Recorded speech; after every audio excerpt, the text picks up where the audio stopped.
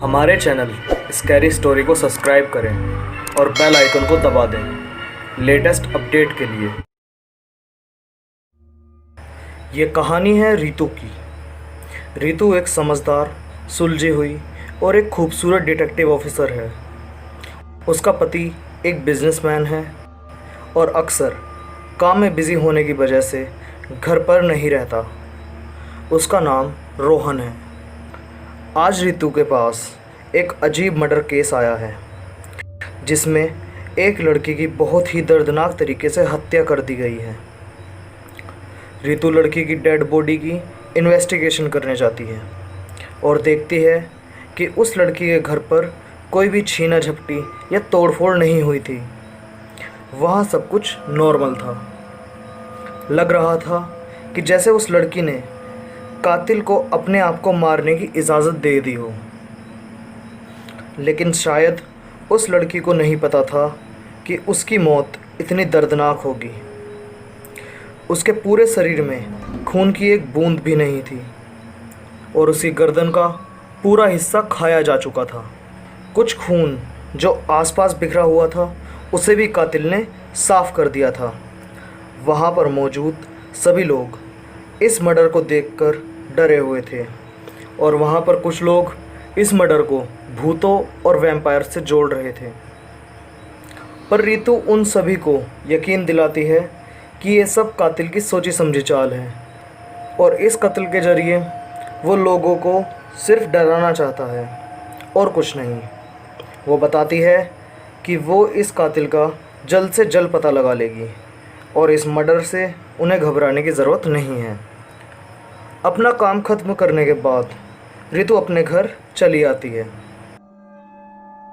उस रात उसका पति घर पर नहीं था और वो अपने घर पर अकेली थी। वो देर रात तक अपने लैपटॉप में कुछ काम कर रही थी। तभी उसे अपने बेडरूम के बाहर कुछ गिरने की आवाज़ आती है। वो हल्का सा डिस्ट्रैक्ट होती है और फिर वापस अपना काम करने लगती है। उसे फिर से वो गिरने की आवाज़ सुनाई देती है तो वो अपने रूम के बाहर जाकर देखती है कि टेबल पर रखा हुआ फूलदान नीचे गिर गया है। वो जैसे ही उसे उठाने के लिए नीचे झुकती है उसे महसूस होता है कि उसके पीछे छत से कुछ लटका हुआ है। लेकिन जैसे ही वो पीछे देखती है तो वहाँ सिर्फ छोटी सी एक चमगादड़ थी। रितु को लगता है कि शायद ये फूलदान इसी चमगादड़ ने गिराया होगा और वो उस फूलदान को अपनी जगह पर रखकर अपने बेडरूम में चली जाती है और अपना काम करने लगती है। थोड़ी देर बाद उसके मेन डोर पर दस्तक हुई। रितु को लगा कि उसका पति रोहन शायद वापस आ गया है।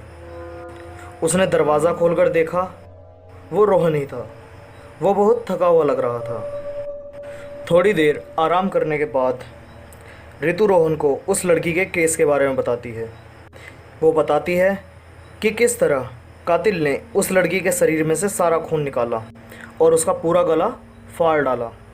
वो बताती है कि वो उस लड़के के कातिल को जल्द ही पकड़ लेगी। रोहन ये सब सुनते हुए अपने कपड़े बदल रहा था और वो दोनों बातें करते करते सो गए। रात में अचानक रितु की आंखें खुली। उसने देखा कि उसका पति रोहन वहाँ नहीं था और उसे उसके कमरे में बहुत तेज़ ठंड महसूस होने लगी। तभी उसने देखा कि रोहन ठीक उसके सामने खड़ा है और उसे ही घूर रहा है। रितु ने पूछा, क्या हुआ रोहन, ऐसे क्यों घूर रहे हो?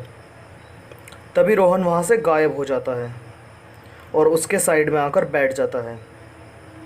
ये सब देखकर रितु की सांस अटक जाती है। रोहन बड़े ही प्यार से उसके बालों में हाथ निकालते हुए बताता है कि उसी ने उस लड़की का मर्डर किया है और वो एक खूंखार वैम्पायर है जो खून पीने के लिए लोगों का कत्ल करता है। वो बताता है कि किस बेरहमी से उसने उस लड़की को मारा और आज वो बहुत प्यासा है, इतना प्यासा कि आज उसे अपनी पत्नी मतलब रितु को मारना पड़ेगा। वो बताता है कि वो बड़े ही प्यार से गर्दन में दांत गाड़कर इंसान का खून पीता है और रितु को मारकर उसकी प्यास भी बुझ जाएगी और उसे कोई पकड़ भी नहीं पाएगा।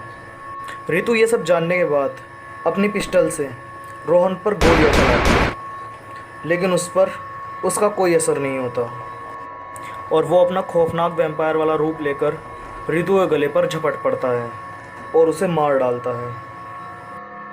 उसके बाद रितु का ज़मीन पर पड़ा हुआ खून भी वो चाटकर साफ कर देता है। सुबह जब पुलिस वहाँ पहुँचती है तो उन्हें सिर्फ रितु की लाश वहाँ से बरामद होती है और रोहन वहाँ से अनजान तरीके से गायब हो जाता है। वो चला जाता है अपने अगले शिकार की तलाश में। हाय फ्रेंड्स, अगर आपको ये वीडियो अच्छी लगी तो लाइक ज़रूर कर दीजिए और चैनल को सब्सक्राइब करके बेल आइकन को ज़रूर दबा दीजिए। दोस्तों, चैनल नया है इसलिए अपना प्यार और सपोर्ट दें, जिससे मुझे आपके लिए और भी वीडियोस बनाने का मोटिवेशन मिलता रहे। तो नेक्स्ट वीडियो आने तक अलविदा।